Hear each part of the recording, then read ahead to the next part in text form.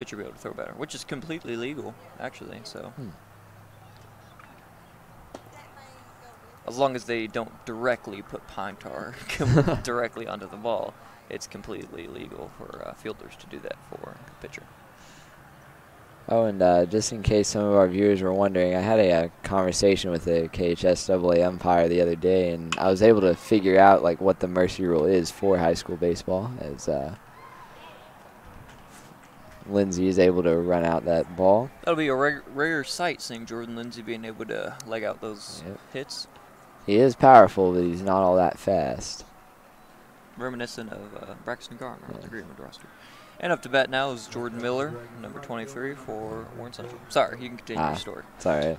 You always got to let the plays interrupt you.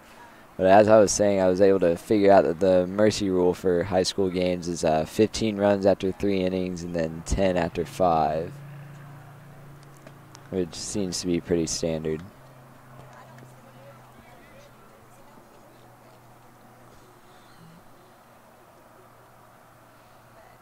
That'll be ball number 1 there for Miller.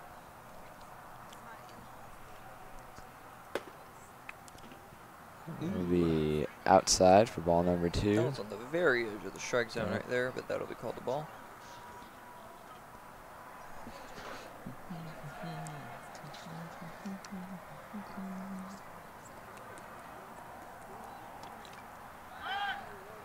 And Cook looks to try to pick off Jordan Lindsay right there. Like you said earlier, how you have to kind of watch leading off against southpaws, how they have those pick-off moves that they always have. I like to call them disguised balks, but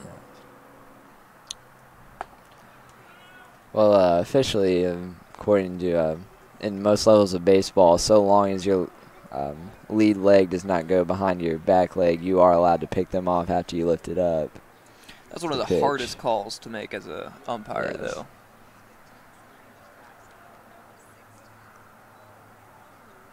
Because they say 45 degrees as far as you can go out, but I mean, umpires don't have a protractor there with them to be able to measure how far their leg is going out. So that'll be a pitch right down the middle there for Tyler Cook, just kind of blowing that one by, making it a count 3-1. What do you usually do on a 3-0 count, Tucker? As a batter or a pitcher? Do you kind of swing for the fences, or? I take every time. I know that most of the time that leaves me susceptible to just watching a pitch go straight over the plate, but I don't want to be that far ahead in the count and just take a dumb hack at a ball and end up grounding out. The count I most usually saw for me, though, as a batter was 0-2. So if I ever see a 3-0 count, then I'm just swinging at that thing as hard as I possibly can.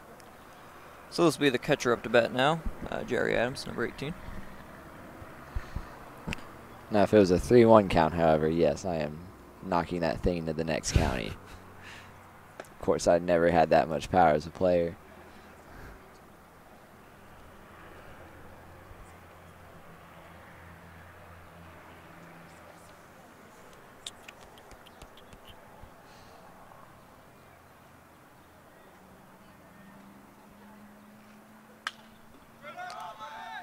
You got under that ball, but a little bit too under that ball. Our view's a little bit obstructed, but and that'll be Chandler's able to get the catch. Taken by Chandler Wilson for out number 3. So Tyler Cook gets out of that inning with only 1 batter in scoring position. The score still 4-0 in favor of your Greenwood Gators. And we'll be right back. All right.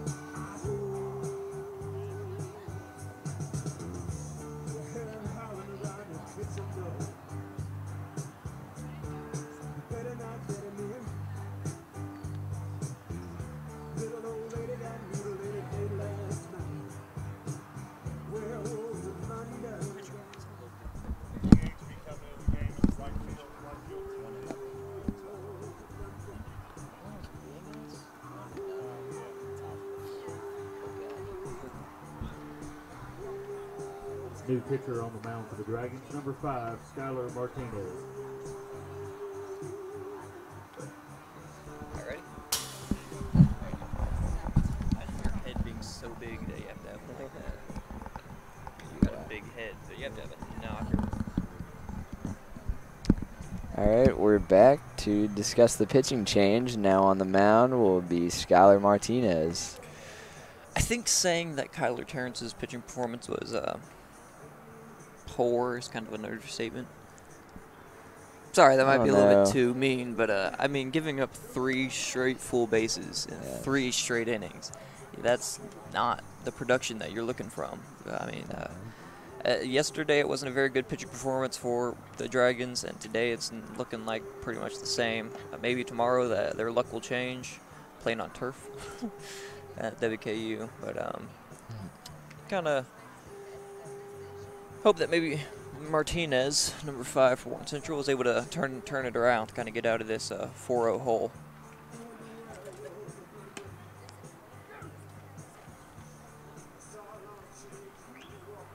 Yes, that. Oh, sorry. I was just going to discuss the AstroTurf that's on Western Kentucky's field now. It's very nice. I'm not the biggest turf guy, though. If it were a soccer game, I would absolutely hate AstroTurf, but it doesn't matter too much in baseball. I say nothing beats real grass, though. Yes. I mean, the 1980 Rams, they played on, with Marshall Falk, they played on the AstroTurf. Because it was they called it the greatest show on turf, because then they ripped that stuff up and got rid of it, and then their offense sucked from then on out. So, Braxton Garner up to bat. Eli, reset the pitch count. So, Terrence pitched 86 pitches over 3 innings. That's almost 30 pitches per inning. That's not great, Bob. Yeah. I don't even know what that show's from, but all the reporters I follow tweet the gist of it, so. That'll be a pop-up there to the first base, and reeled in there by Jordan Lindsay. Next up for the Gators, the catcher, number 34, Lance Upright.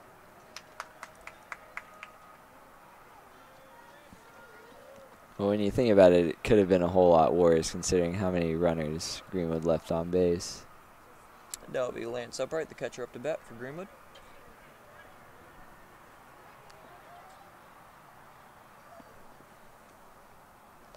Seemed to be some action in the bullpen. I wasn't quite sure if it was Chandler Wilson or Drew Lors warming up.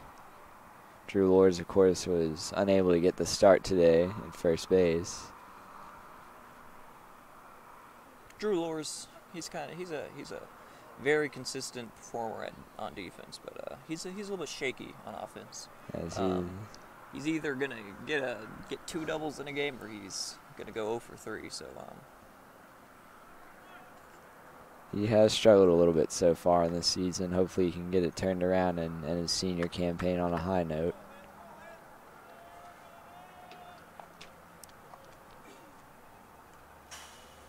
I mean, he's no Mike Trout, but he's certainly no Chris Davis either. Yes. Chris Davis recently broke the streak for hitless at-bats. Did you know that? Yes. And he's currently 0 for 47 is his current streak. So, or now over streak. The streak's done. He broke it. He got a hit? Yeah, he had a double a few nights ago, actually. He was at 0 for 57. The streak was broke last night. Oh. So, because he got the 57 at-bats in a row. So did he get a hit in that same game? I believe he was able to. I feel bad for that guy. Yeah. I honestly do. I don't feel too bad. He gets $23 million a year to be literally the worst player in the MLB. In MLB history. Yes. Yeah. But at the same time, I mean, as a baseball player, you really don't care about the money. I mean, of course the money plays a factor, but at the same time, you care about the love for the game, you know? Yeah, you do want to be good, but you do play for the Orioles. So. And that'll be a pitch straight down the middle to make the count 3-1.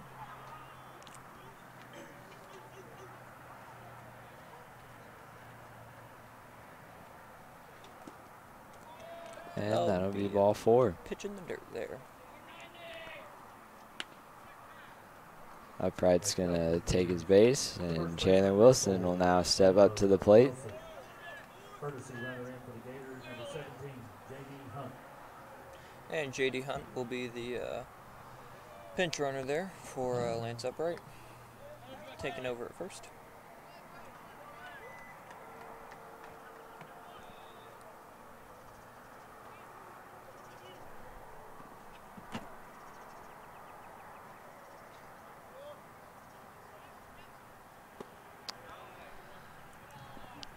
First pitch will be a ball outside for Skylar Martinez. He's had a little bit trouble with his control so far. A whole lot of pitches going a whole lot of places. Not many of them over the plate. I mean, Jerry Adams sure has been active. You can say that. Yes, he sure is getting that leg workout tonight. Oh. That'll be a pitch hitting the blacktop there for strike number 1.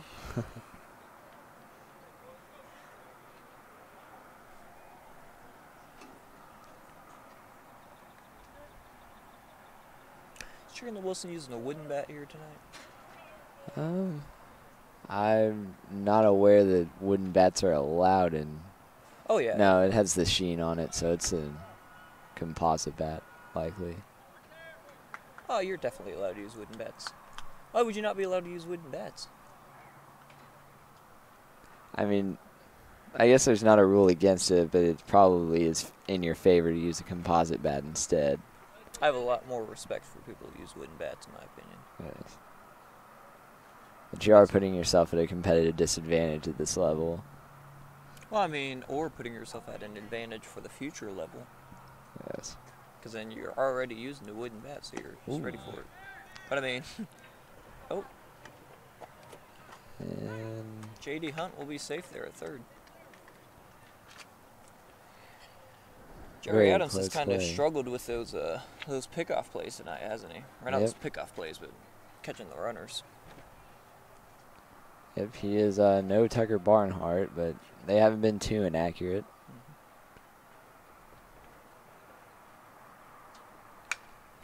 Barnhart did kind of calm down after that Golden Glove campaign, though, didn't he? He was still among the tops of the league in base runners caught, stealing. I think did Wilson Contreras win the Golden Glove for catchers last season? I don't really keep up with that at all, so.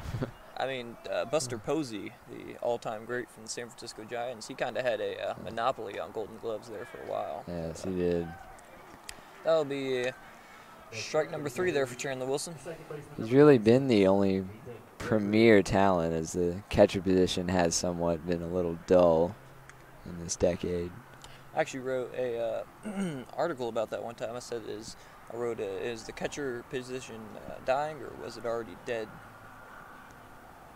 Because WAR, wins above replacement, you look at that over time, and it's catchers and I think left fielders have the lowest wins above replacement. But other than that, I mean, Johnny Bench is the biggest outlier when you look at that, because you look at the graph and then it just peaks straight up at Johnny Bench and then it lowers off everywhere else. Lou Brock, who's another one who was an all-time great for the Yankees. I know I'm definitely forgetting some names, but how many MLB catchers can you name? I can name 2 on the Reds. That's about it. All time. Got Buster Posey, Lou Brock, Johnny Bench, obviously. Yeah. That'll be a pitch in the dirt for ball 2. Francisco Cervelli, Ah. because he's my mom's favorite player on the Pirates. That's about it.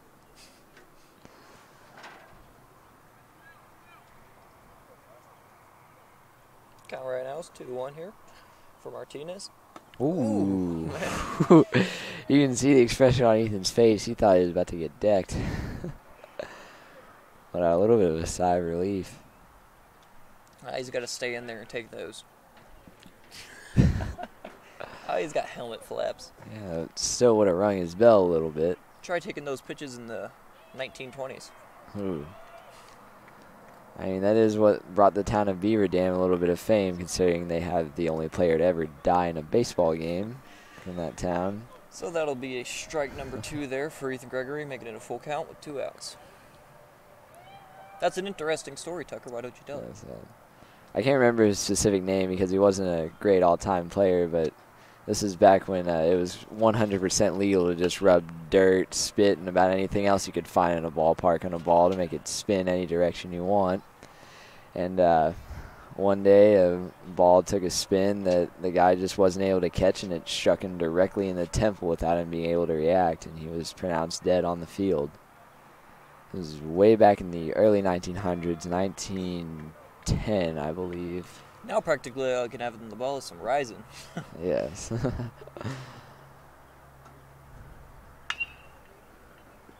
Oh, man, that hit the bag there. But there were some good things to come out of that. It required all balls to be completely cleaned of outside material and started movement towards requiring hitters to wear helmets, because back then you weren't required to wear anything.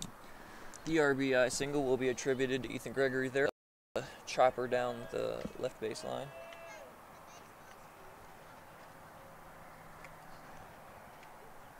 John Moore. It was you got a ball, you got it. You read it perfectly, and you're going for it, and then it bounces off the bag. Yeah, it's always tough.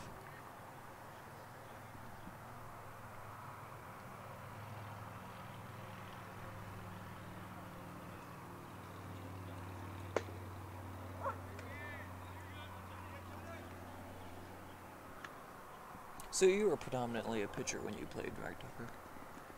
I predominantly played second baseman. I usually came on in relief, especially in my later years as my arm started to disagree with me.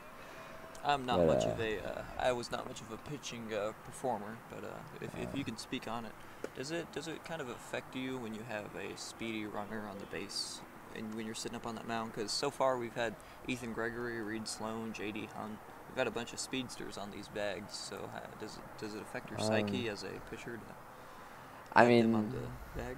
as a right-hander, my mind was never really on picking off the batter because I was always faced away from the runner on first. I didn't give him too much thought. I would give an occasional glance over to him if he was especially fast, but I didn't really try to let it affect me all that much. There's a million other things you got to worry about. And that hopper there by John Morrison, that was reeled in by the third baseman, but bounced off the ground and was able to get brought in by Jordan Lindsay. It's one of those plays where you really got to hustle. It's kind of one of Jordan Lindsay, it kind of bounced off his body, and he just kind of pranced after it.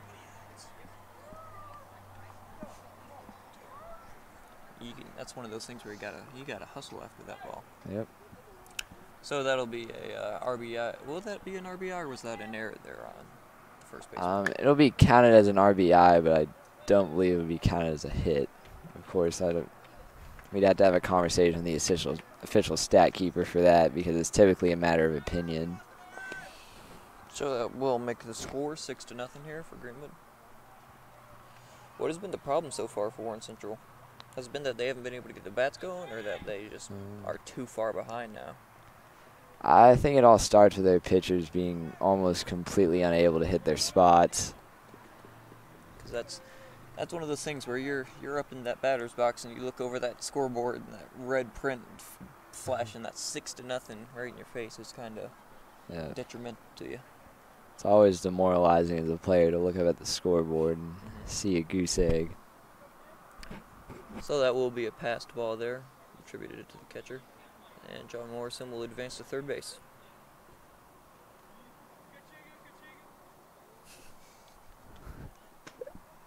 Did I just hear Kachiga from the dugout? Yes, he did.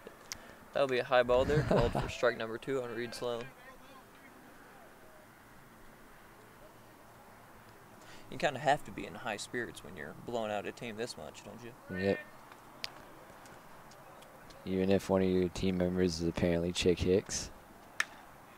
Ooh. Tough hit right there by Sloan. Would have brought another runner to be able to get around on it a little more. Would that be called a line out or a pop out, do you think? It's probably a line out. Had a pretty straight trajectory. That was kind of a drooper right there, though. Yep. So even though we saw action in the bullpen there for Greenwood, Tyler Cook will be taking the mound once again. He's been extremely solid so far as we go into the bottom of the fourth. Yep. Eli, it's bottom of the fourth and the top of the fifth.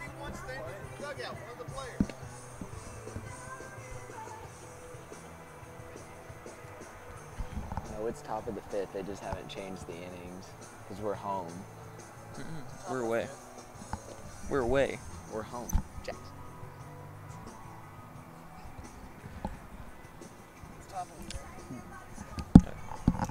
Sorry about that. I thought we were the away team. Well, we are the traveling band, so technically every game is an away game.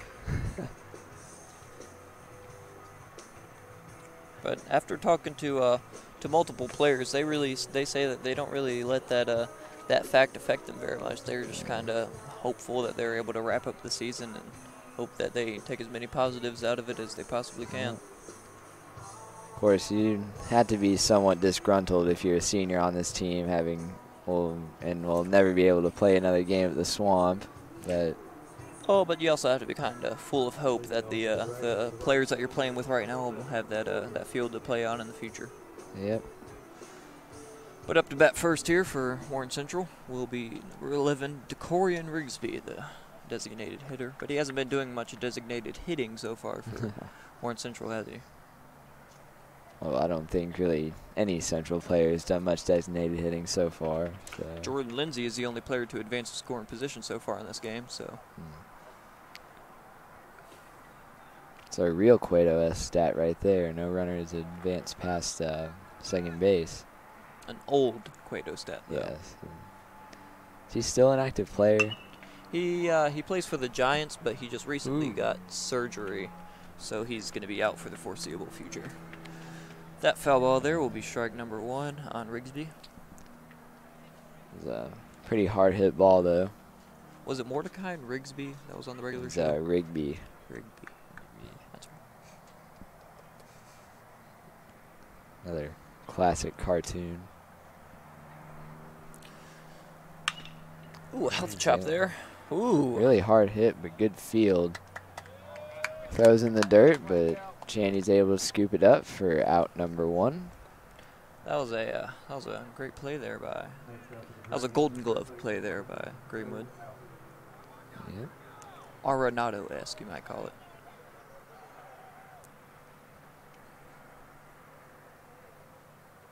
Who would you take, Manny Machado or Nolan Arenado?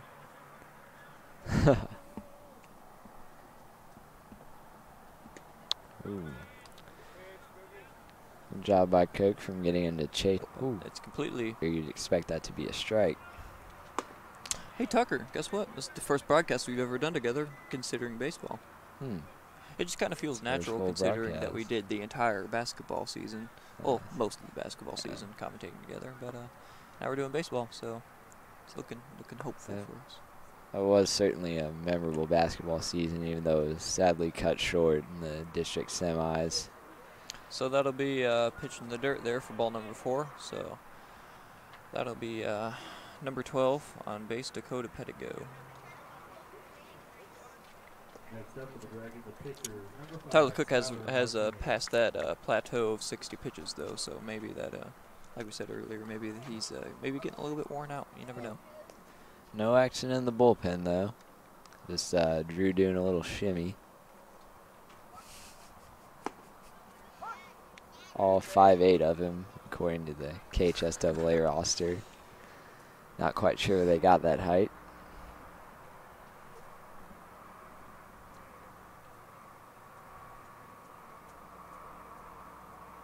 Ooh, nice drop there from Cook. That'll be the second strike there for Skylar Martinez, the current pitcher here for Warren Central. Get you a man who can do both. Cook really is showing him how to pitch in this at bat.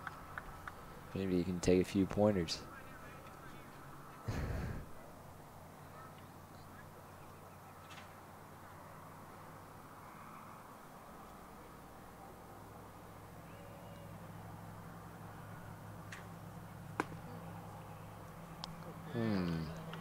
Tough call right there. That'll be ball one. Look to have just barely gone up top.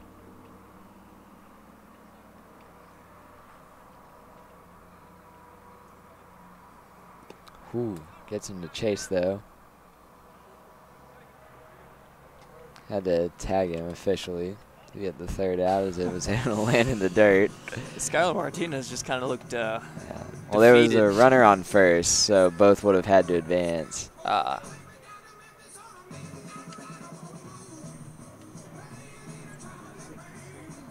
They're currently playing Traveling Band here at Base Griffin Park. You had to wonder how long it would take for that song to show up.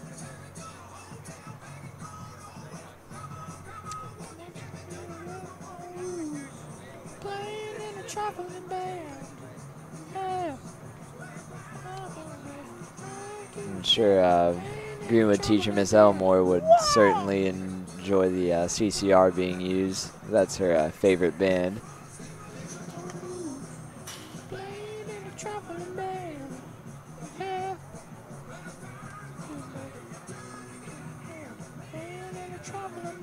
Wow!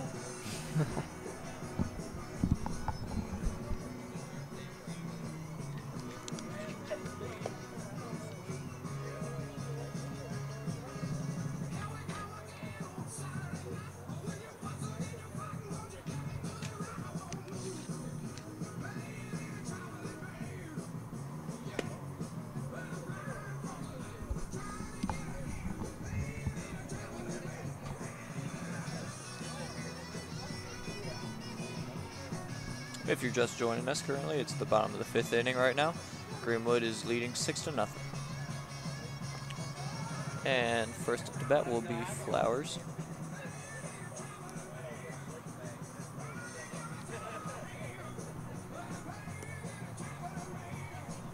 Smiling 'cause I left, trying to get a hand, playing in a traveling band. Wow!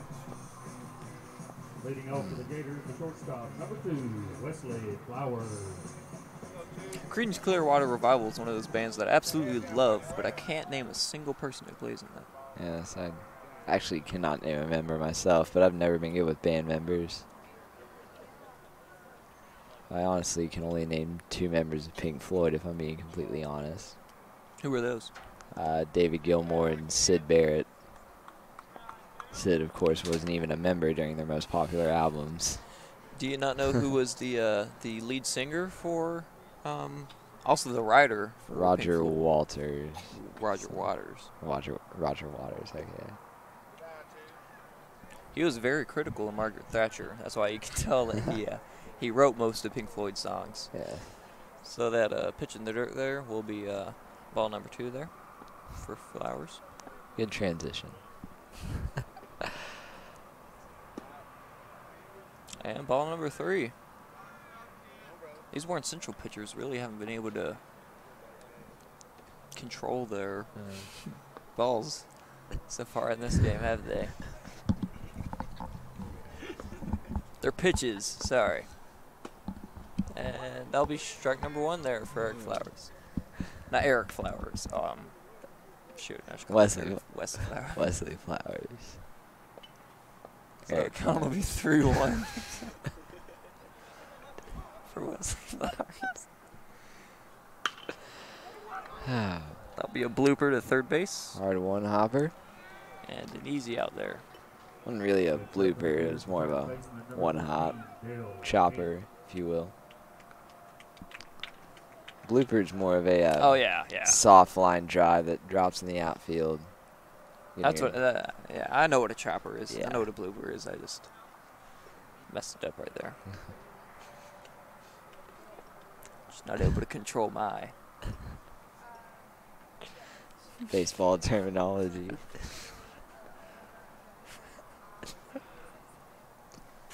Man, that'll be a real outside pitch there by Martinez.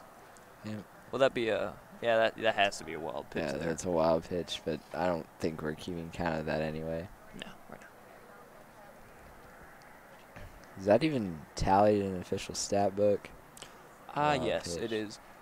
I always know that's another one of the things where you don't really know if you're diagnosing it as a pass ball or a wild pitch. Kind of like one of Yeah. those things with the errors. You don't know if it's an error or Yeah. just a hit. I mean, it's up to the scorekeeper's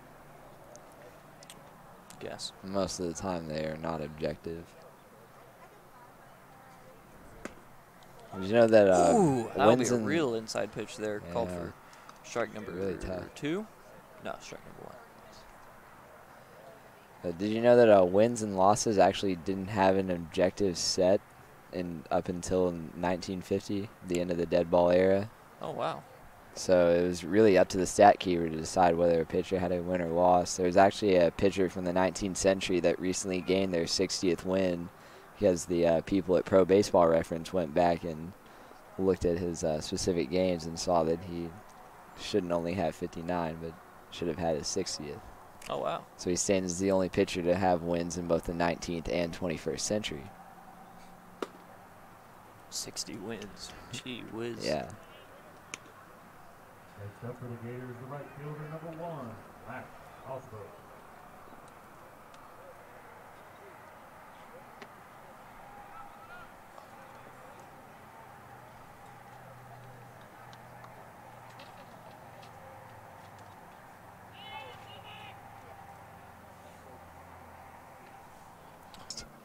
It's absolutely insane the kind of things they go through over there. But they do develop good pitchers, so. There they're was a doing something pitcher in right. 1889, actually, who played for the, I think, the Redlegs, if I'm not mistaken. He got cut by his team, then went and played in a different baseball league, and then that team got dissolved into the MLB. So he played for them. But he used to diagnose his arm pain with alcohol. So he became a raging alcoholic before he even turned 30. Ooh. And Mac Osbooks will get plunked right in the keister there, so he'll take first base. Tried to act like a big old tough guy, just standing there and yapping his backwards. He's not like Joey Votto. He's not going to pick up the ball and throw it back to him, is he? Did you see that last night? Yes, I did see that. It almost looked like he was about to charge, and then he That's just what I thought he was about to lightly do. threw the underhand ball. I was like, oh my gosh, not like 2 brawls in like 3 days. That's a record. That was a very polite Canadian move by him, though, by just giving the pitcher the ball back after he was hit. Oh, yeah. What a nice man. Have you ever seen that one MLB interview he did? And the entire time he was in a Canadian officer's uniform? Yes, he's in a Mounties uniform, and he had a horse called Nibbles. I remember that interview. Pretty sure that's the same season that he bought Todd Frazier a goat. No, it wasn't. It was he bought a Zach Cozart goat. Zach Cozart, Yes. Because he was campaigning for Zach Cozart to make the All-Star game. And then Zach Cozart left us in free agency. Was he really supposed to do anything else, though? The Reds really didn't have the cap space to sign him, as Mr. Deadweight himself, Homer Bailey, was still on the roster. Runners advance for Greenwood, by the way. Jerry Adams, the catcher for Warren Central, he's been making these throws. The fielders just haven't been able to put the glove on the runners, though. It's just kind of feel for him.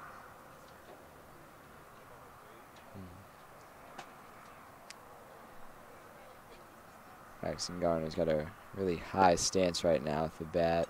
Looks like he's ready to rear back and knock one real hard. Of course, when is he not? That'll be ball number 2 for making the count 2-0.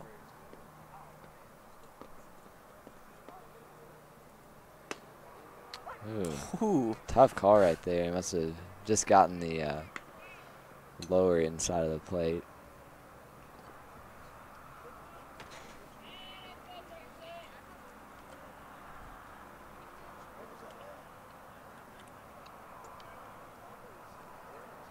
Ooh, that one's left over the plate, and that one's knocked hard. Left fielder's running back to the plate, and it goes over his head at the warning track. That one was almost gone. Really good hit right there by Braxton Garner. And that'll be 2 runners in, making the score 8-0 here for Greenwood. That was a healthy whack right there by Braxton Garner. Lance Upright was just announced as the pitcher, I believe, so he may be up to pitch in the next inning. Or I may have just misheard catcher. Yeah, that's catcher. Jaggers does seem to be catching. having a conversation with the umpire right now. So maybe he could be coming in to pitch, and this is just Lance the Upright was batting wearing the slot. shin guards before he came in, though. So Good point. Don't know what this could be about. maybe he's just gonna have real low velocity. He's gonna pitch and catch. Yes. Or he has really fast velocity on his speed, and he throws it to himself. And once again, there's a pitching change here for Warren Central. Martinez is gonna be sitting on the bench for the rest of the game, riding the pine. But number 3, Joe Alvey is up to pitch now. the third baseman.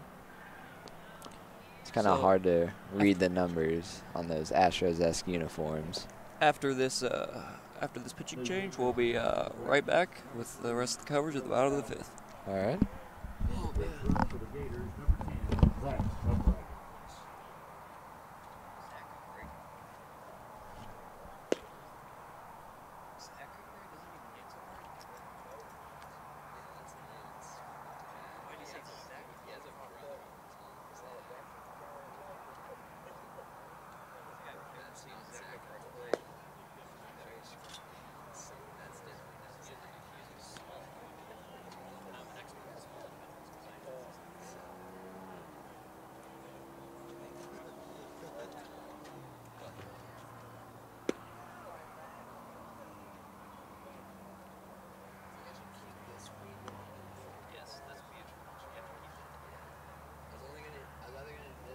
Happy Pewee is better than Angry Pewee.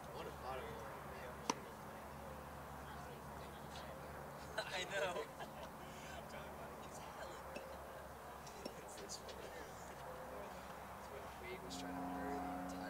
The funny thing is, Yasiel Puig hasn't even been on the roster for very long, so he doesn't understand the Pirates like rivalry. He just wanted to fight someone. Maybe he did, and he just wanted to establish himself. Just establish himself as the alpha of Central. Honestly, though, Martin would have had his legs. He would have taken that. I know. The picture of Tucker Barnhart like slowly falling and just wrapping his leg up and getting tugged across the ground by Puig. It's the funniest thing ever. Well, that game got Which game? Braves Rockies game. They said it was for Snell. Yeah, The Braves also got stuck on a because the Rockies, it's just that winter storm is like right over Colorado. It is still 1-0. I knew that. That was in New Orleans. Acuna is so good. I'm so jealous of you. Acuna, Freddie Freeman, and Ozzie Albies. That's stupid that you're allowed to have 10 that. years for $100 million. That is so cheap. Yeah. Getting paid $10 million to be the best young player in the entire league. All right, we're And back. we are now. right back. Had a nice conversation with our resident Braves fan, Eli Lovell, about the Ronald Acuna signing, how they got literally probably the best young player in baseball right now for about the cheapest contract you could ever get, 10 years, $100 million.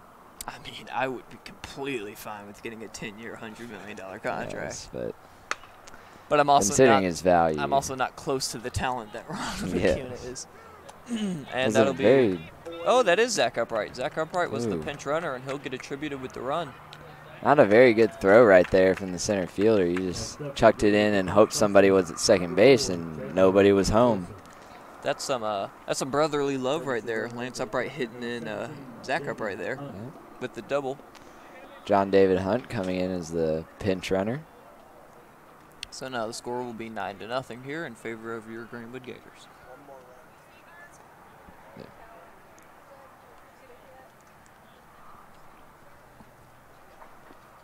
Do they play 9 innings if it's not a doubleheader? Are you sure about? Are you affiliated with that? One would assume it would only be 7 innings because this is high school ball. Because, as you know, soccer team does not play a full 90 minutes, and they are allowed more than 3 subs. And football team doesn't play a full 60 minutes, and neither does the basketball team playing a full 48. I would not think so, to be completely honest. Yeah. I think baseball. I mean, they understand that baseball players have homework and Yeah. they have young arms that they don't want to have to Destroy. blow out. Yes, in 9 this innings. isn't Japan. Yeah. So the count will be 2-0 here.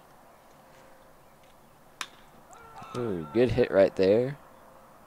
Ooh. That'll be a nice piece of hitting there into the left field. And that'll be another score there, scored by J.D. Hunt. Good hit And there by RBI Chandler to Wilson. Chandler Wilson. That's 10-0 now, and that's the game. That'll be mercy rule, actually. And by the slightly altered words of Marty Brenneman, and this one belongs to the Gators. Well, considering this is the first mercy rule that we've seen so far this season, what are your takeaways from this game so far, Tucker? Not so far. What are your takeaways from this game? Things that were supposed to be supposed weakness for the Gators were a very big strength tonight as the bats really got going. 10 runs in 5 innings will definitely win you a whole lot of ball games. But the pitching was as advertised, and defense as a whole. It's really good fundamentally. They got a few runners on base, but Greenwood didn't let any past second base. A very solid defensive performance. Well, you have to think if you're the Gators, and if you're the Dragons, what do you kind of take away from to think about for next game? I think the Gators have to take away just a whole lot of confidence. You've now beaten this team by a pretty wide margin twice now, and you're going to play them again, except this time in a different location. And for the Dragons, I don't really know what to say for them as far as what I could tell them as a coach. I guess just live life with a so what next pitch mentality. That was the motto of my 7th grade baseball coach. Just told us to get over what's in the rear view and start focused on what's in front of your windshield. But the reason why it's a whole lot bigger. If you're Warren Central, what improvements are you looking on though? Because this game they got beat 10-0. So I mean, it's not like you can really completely blame it on the pitching because their bats certainly weren't going this game. I think you just had to improve on patience a little more. They were chasing a whole lot of balls that were way outside of the zone. But I think it does go all the way back to just hitting your spots when you're pitching. That was a major issue the whole time.